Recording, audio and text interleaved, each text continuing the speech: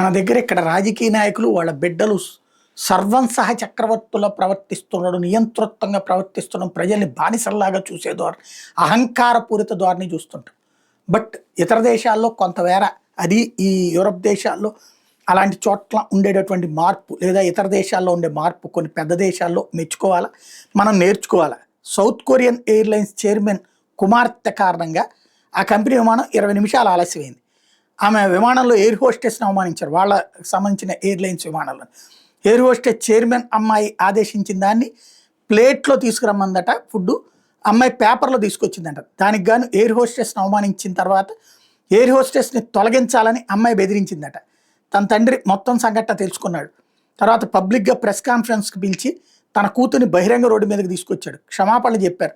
నేను నా కుమార్తెను బాగా పెంచినందుకు చాలా క్షమాపణలు చెప్తున్నాను, దానికోసం నా కుమార్తె చెడు ప్రవర్తనకి నా పెంపకం లోపానికి కానీ క్షమాపణ చెప్తున్నా అని చెప్పుకొచ్చాడు. అదే మన దేశంలో అయితే వాళ్ళని తీసేయడమే కాదు, ఇంకా రకరకాల విచిత్రమైనటువంటి చర్యలు కూడా తీసుకుని ఏడిపించిన ఆశ్చర్యపోనక్కర్లా.